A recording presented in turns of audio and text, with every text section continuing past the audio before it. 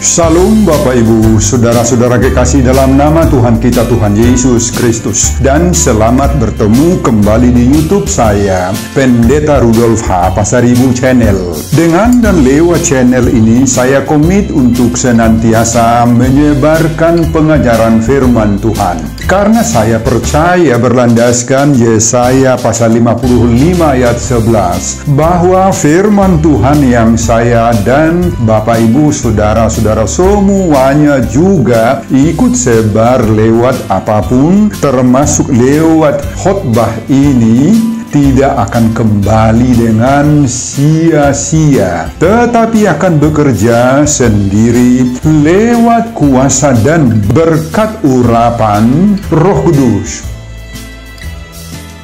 Mari Bapak Ibu dan saudara-saudara semuanya saya ajak membantu saya menyebarkan pengajaran firman Tuhan. Khotbah di ibadah minggu ke-5 sesudah Trinitatis 9 Juli 2023 terambil dari kitab Roma pasal 7 ayat 15 sampai dengan ayat 25, dan epistel dari kitab Kidung Agung pasal 2 ayat 8 sampai dengan ayat 13. Diikat oleh topik atau tema mencintai hukum Allah. Dalam bahasa Batak Toba dituliskan Makkalomohon patik ni debata. Saya baca untuk kita, simaklah pembacaan firman Tuhan berikut ini. Judul perikop Roma pasal 7 mulai ayat 13 sampai 26 adalah perjuangan hukum Taurat dan dosa. Khotbah kita dari ayat 15 sampai dengan ayat 25.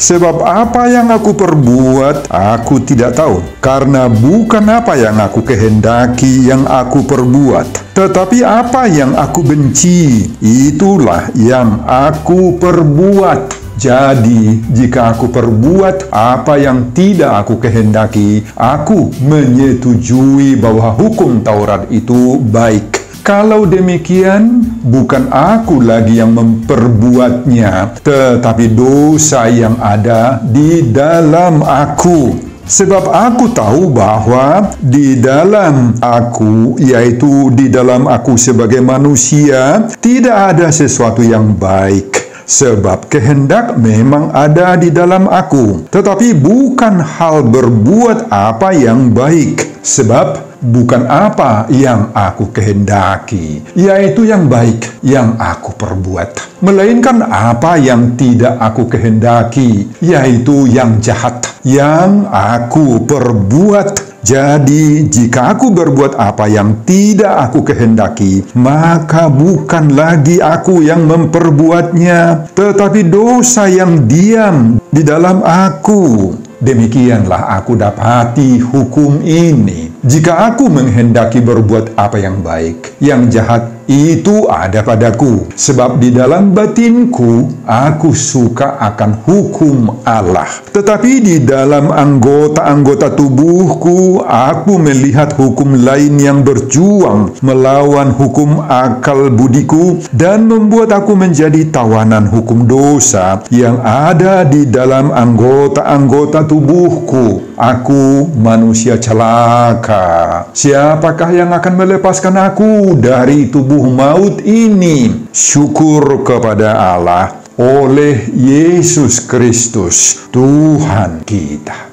Bapak, Ibu, dan saudara-saudara, demikianlah nats khotbah kita di ibadah minggu ke-5 sesudah Trinitatis 9 Juli 2023. Dihubungkan dengan topik atau tema minggu, mencintai hukum Allah. Makkalomohon patik ni debata. Saudara, dalam nats khotbah kita ini, Paulus membuka isi hatinya dan ia menceritakan kepada kita pengalaman-pengalaman yang penuh dengan pergumulan-pergumulan berat. Mari kita lihat diri Paulus. Pada ayat 14-15 khotbah ini dikatakan oleh Paulus, meski dia sudah Kristen dan secara khusus pelayan Tuhan, namun hidupnya diwarnai berbagai-bagai praktek hidup yang kenyataannya sangat kontroversial di dalam dirinya. Ada berbagai-bagai hal yang bertentangan yang dia lakukan. Ia tahu apa yang baik dan ingin sekali mau melakukan yang baik itu. Tetapi kenyataannya, ia tidak melakukannya. Ia tahu apa yang jahat dan ia sendiri tidak ingin melakukannya. Namun justru yang jahat itulah yang dia kerjakan. Pada ayat 16, 17, dan ayat 20, bagi banyak orang dan juga bagi Paulus saat itu, selalu muncul pertanyaan, apa hubungan keselamatan yang dari Yesus dengan hukum Taurat, dot patik nidebata? Dalam pergumulannya yang sangat mendalam, Paulus akhirnya mendapat kesimpulan bahwa orang Kristen bukan lagi diselamatkan oleh karena melakukan tuntutan hukum Taurat itu. Dasar penerimaan akan keselamatan dan kelepasan dari segala hutang dosa kita bukan lagi ditempatkan pada Taurat Tuhan. Menurut kesimpulan Paulus, hanya Tuhan Yesus sendirilah yang sempurna, yang memberi keselamatan bagi kita. Sedangkan Taurat itu tetap berguna bagi kita untuk menunjukkan dosa-dosa kita, sehingga kita tahu dan mampu menghindarkan dosa-dosa itu. Pada ayat 18 dan 19, Paulus merasakan dirinya sendiri sebagai orang dengan dua kepribadian, yaitu seperti dua orang dalam satu tubuh menuju dua arah yang berbeda. Sehingga sebaliknya, meski ada pengetahuan, ada pengenalan yang baik, ternyata tidak otomatis bisa dia terapkan itu. Meski ada kemampuan melihat, mengetahui, dan menyadari apa yang baik, tetapi dia gagal untuk melakukan yang baik itu. Dan sebaliknya, meski dia juga memiliki kemampuan untuk mengenal dan mengetahui yang jahat, tetapi dia tidak mampu menahan dirinya, mengekang dirinya, menstop dan menghentikan dirinya untuk tidak melakukan hal-hal yang jahat itu. Meski dia menghendaki untuk melakukan apa kehendak Allah, tetapi justru pada saat yang sama dalam dirinya kuat sekali dorongan dari sifat-sifat atau perilaku-perilaku buruk yang dia lakukan. Pada ayat 21 sampai 23, Paulus juga menyaksikan selalu munculnya sifat-sifat dilematis lainnya dalam dirinya sebagai orang-orang yang telah menerima hidup baru dari Yesus. Apa itu? Meski sudah ada keinginan, kerinduan di dalam dirinya untuk berbuat baik dalam hidup ini, tetapi suara-suara perbuatan jahat juga muncul dalam diriku, kata Paulus. Meski ada keinginan saya untuk mengerjakan hal-hal yang baik dari Tuhan, tetapi justru hal-hal yang buruk yang ada dalam diri saya lah yang muncul, kata Paulus. Paulus menyadari bahwa walaupun secara iman dia telah diperbaharui dan diselamatkan oleh Yesus Kristus, tetapi sifat-sifat kedagingan itu masih bekerja, masih membuat dia menjadi tawanan hukum dosa yang ada di dalam anggota-anggota tubuhku, kata Paulus. Pada ayat 24, Paulus sangat-sangat mengeluh akan keberadaan hidupnya yang seperti itu, yang selalu bersifat dualisme itu, sehingga dia berseru, "Aku manusia celaka. Siapakah yang akan melepaskan aku dari tubuh maut ini?" Dalam bahasa Batak Toba dituliskan, "We au jolma nadangolon isem apa dua hunausien pamatang hamateanon." Saudara, Paulus menyadari bahwa selama dia hidup dalam daging ini, maka hidupnya yang lama itu masih terus beradu, berlomba, bergelut. Dalam bahasa Batak Toba, marsira pusan mergulut di dalam dirinya. Dan seperti itulah kita juga, Bapak, Ibu, dan saudara-saudara. Selama kita hidup dalam daging ini, maka hidup lama, hidup dalam dosa, terus beradu, berlomba, bergelut, marsira pusan mergulut itu di dalam diri kita. Hidup Adam, si Adam pertama dulu, manusia yang jatuh dalam dosa itu, dan hidup Adam kedua di dalam Yesus Kristus, senantiasa kedua-duanya terus bergelut, margulut dalam diri kita, Bapak Ibu. Saudara, inilah kejujuran yang nampak dalam diri Paulus itu. Paulus tidak munafik, tidak berpura-pura baik, tidak menyembunyikan kelemahan dan sifat-sifat jahatnya yang muncul bersamaan dengan kebaikannya. Justru mengaku dirinya, aku manusia celaka, au jolma nada ngolon. Dan berusaha Paulus itu mencari keselamatan dengan pertanyaan, Isema padua honau sian pamatang hamatean, siapa yang menyelamatkan aku dari kematian ini? Dan pada ayat 25 Paulus memiliki jawaban bahwa Yesus Kristuslah yang mampu menyelamatkannya. Sehingga Paulus bersyukur, dia mengatakan, syukur kepada Allah oleh Yesus Kristus Tuhan kita. Meski Paulus begitu bergumul dengan kondisi hidupnya, Paulus tetap memiliki kekokohan hati dan terus berpegang teguh pada Yesus Kristus, sehingga dia mengatakan pada pasal 8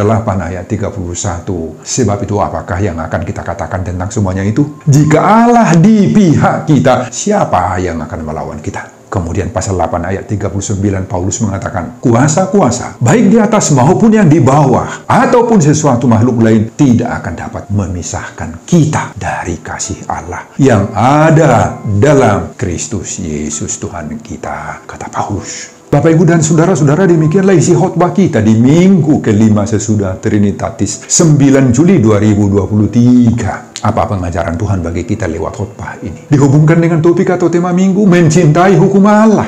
Maka lo mohon patik ni debatan, apa pengajaran dari khotbah ini? Pengajaran pertama, jangan berkompromi dengan perilaku jahat. Saudara, kalau kita memperhatikan perjalanan hidup sehari-hari kita, maka kita harus mengakui juga bahwa hidup kita ini sering sekali diwarnai oleh berbagai-bagai dan beraneka ragam sikap dan perilaku, baik yang menyenangkan maupun yang membuat hati kita gemas. Kedua-duanya bersamaan datang. Kadang-kadang hidup kita merasa tenteram, penuh damai sejahtera, murah tertawa, wajah kita begitu ceria, apalagi dihiasi dengan senyum, ada kepercayaan kepada diri sendiri, ada keberanian menghadapi berbagai-bagai kondisi yang mengancam hidup. Ucapan kita juga penuh dengan kelembutan, simpatik terhadap sesama teman. Nah, itu satu pihak. Namun pada kesempatan lain, Bapak Ibu, kita sering larut dalam kesedihan, tenggelam dalam keputusasaan, bahkan kadang bisa menjadi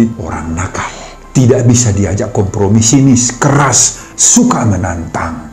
Saudara, terkadang kita heran sendiri dengan sikap kita yang aneh-aneh itu tuh, yang unik dan kadang-kadang tidak terkontrol. Ya, sering terjadi. Kita heran kenapa bisa terjadi. Kenapa pada suatu ketika sikap kita bisa begitu baik, tidak ketulungan, begitu murah hati dan penuh pengampunan. Namun, segera bila seseorang atau sesuatu hal mengganggu diri kita, boleh saja tiba-tiba begitu kalap, kita bengis, egois, individualis, atau sebaliknya juga melankolis, bersedih terus. Saudara, semua orang bisa mengalami seperti itu.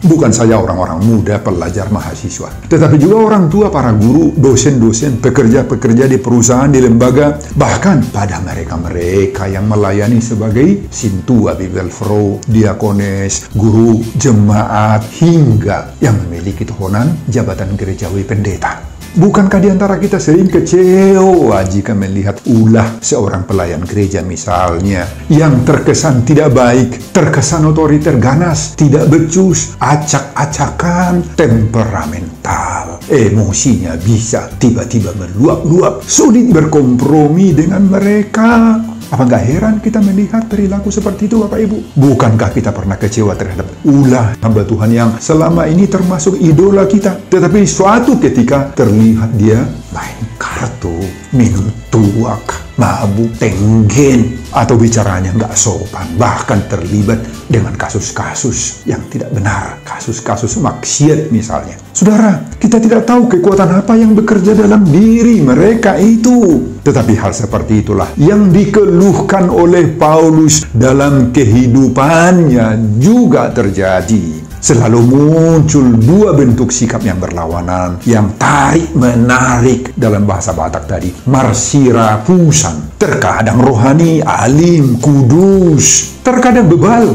keras, pantang mundur, Bapak Ibu. Saudara, ini menyadarkan kita sekarang agar tetap kita menjaga diri. Jangan mau berkompromi Bapak Ibu dengan segala bentuk kejahatan seperti itu. Sisihkan diri kita dari segala bentuk kejahatan. Pelihara yang baik. Karena hidup ini adalah pilihan. Pilihan kita adalah menolak semua kebejatan dan menjaga diri kita tidak mau berkompromi dengan iblis. Mari kita camkan himbauan topik minggu kelima. Sesudah Trinitatis ini mencintai hukum Allah, maka lo mohon patik ni debata, kita akan memiliki kekuatan memenangkan pertarungan ini. Pengajaran yang kedua, hakikat diri kita di saat yang sama orang yang dibenarkan dan di saat yang sama juga orang berdosa. Kita butuh perjuangan iman. Saudara, inilah realitas hidup kita.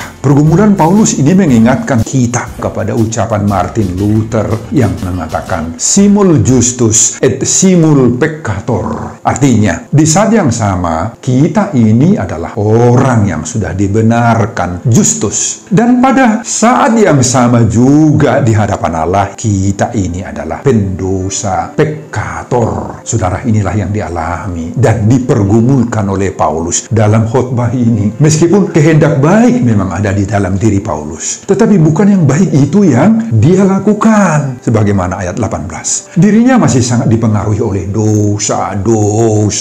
Akibatnya, meskipun dia tahu dan ingin melakukan hal-hal yang baik serta hal-hal yang benar di hadapan Allah, di hadapan sesama manusia, justru yang jahatlah yang dia lakukan. Saudara, ungkapan Luther tadi, simul justus et simul peccator, sangat penting menyadarkan kita setidak-tidaknya dua hal. Pertama, ingatlah bahwa kita sudah dibenarkan justus oleh Tuhan melalui iman, melalui perjuangan Yesus. Jadi bukan karena kehebatan kita, kebaikan kita, jasa-jasa manusiawi kita dibenarkan oleh Tuhan Bapak Ibu, tidak. Dan pembenaran itu hanya terjadi oleh Kristus Yesus. Nah, pembenaran Tuhan itu harus membawa kita kepada kerendahan hati. Kedua, sadarilah bahwa ketegangan antara kehendak untuk berbuat yang benar dengan besarnya pengaruh dosa yang membuat kita melakukan yang tidak baik, tidak benar itu selalu muncul dalam diri kita. Ini dua-duanya selalu berusaha muncul dalam diri kita. Sehingga ucapan Martin Luther itu tadi akan menyadarkan kita perlunya peperangan dan perjuangan iman di dalam diri kita. Perjuangan iman itu seperti perjuangan seorang prajurit. Menurut 2 Timotius pasal 2 ayat 3 dan ayat 4 digambarkan oleh Paulus, yang harus selalu waspada. Prajurit itu selalu berkomitmen untuk mematuhi perintah komandannya, atasannya. Maka seorang murid Kristus yang sejati juga harus memiliki tekad yang kuat untuk taat kepada atasan kita. Berkomitmen kepada Tuhan Yesus, Allah yang sudah membenarkan kita. Hidup kita selalu akan diperhadapkan dengan dua sikap yang bertentangan tadi, antara yang baik dan yang jahat. Tabiat-tabiat lama yang dimotori oleh iblis, oleh setan, oleh kejahatan-kejahatan itu akan berusaha tampil mengalahkan kebaikan-kebaikan kita. Nah, oleh karena itu, mari kita tetap berjuang, berperang melawan kejahatan-kejahatan yang selalu muncul dalam diri kita. Pembenaran atau justus dari Yesus, itulah yang membuat kita kuat, mampu menghadapi kuasa-kuasa iblis. Sehingga meski kita di hadapan Tuhan adalah peccator, pendosa, tetapi kita mampu mengalahkan sifat-sifat dan kuasa-kuasa iblis di dalam diri kita. Amin Bapak Ibu. Mari kita camkan himbauan topik minggu kelima sesudah Trinitatis ini. Mencintai hukum Allah, maka kalau mohon patik ini debata, maka kita akan memiliki kekuatan memenangkan pertarungan rohani ini. Pengajaran yang ketiga, mari kita senantiasa terus memperbaharui diri kita. Saudara, ketika saya mempersiapkan khotbah ini, saya teringat juga kepada ungkapan yang pernah dicetuskan oleh Dr. Martin Luther di tahun 1517 yang mengatakan Ecclesia Reformata Semper Reformanda. Saudara, ungkapan ini adalah seruan atau motto yang berarti gereja yang diperbaharui adalah gereja yang senantiasa memperbaharui dirinya. Senantiasa memperbaharui dirinya sangat penting. Siapakah yang dimaksud dengan gereja di sini? Gereja yang dimaksud di sini pertama-tama adalah lembaga kerohanian, di mana orang Kristen bernaung dan mendapat berbagai-bagai pembinaan. Tetapi selain menunjuk pada lembaga formal, maka sebutan gereja bertujuan untuk merujuk kepada orang-orang Kristen. Kita-kita yang percaya kepada Yesus Kristus. Kitalah gereja itu. Martin Luther menyebut bahwa gereja harus senantiasa terus diperbaharui. Saudara, ungkapan ini sangat kena-mengena dengan pengalaman Paulus di dalam khotbah kita saat ini. Karena iblis senantiasa bekerja dalam diri semua kita, maka kita harus tetap hati-hati, aware, dan terus menjaga serta memperbaharui diri kita. Memperbaharui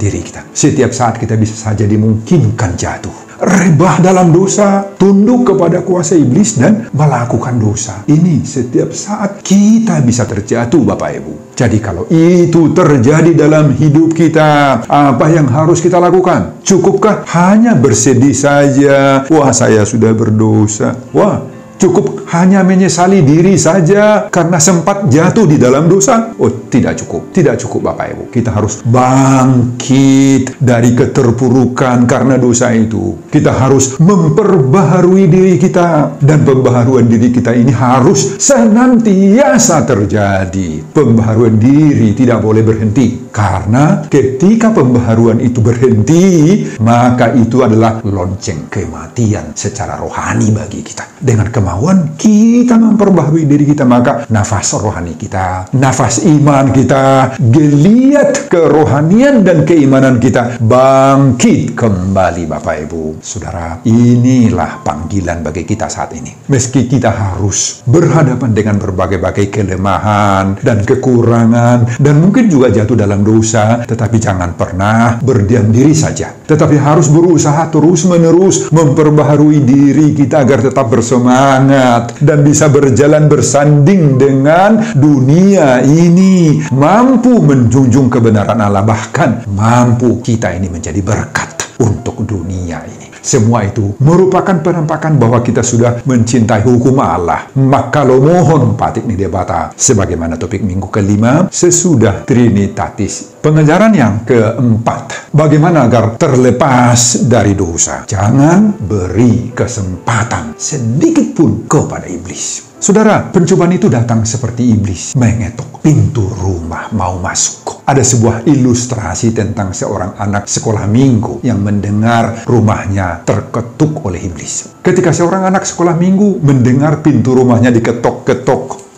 anak ini tidak langsung membuka pintu rumahnya. Tetapi dia bertanya dulu, "Hei, siapa engkau?" Menurut dia, kalau dia tidak menjawab, si anak bertekad untuk tidak membuka pintunya. Tetapi ternyata dijawab oleh yang mengetuk dengan mengatakan, "Tolong dibuka, aku ini iblis." Wah, anak itu langsung lari kepada Tuhan Yesus dalam doanya. "Tuhan Yesus, tolong buka pintunya."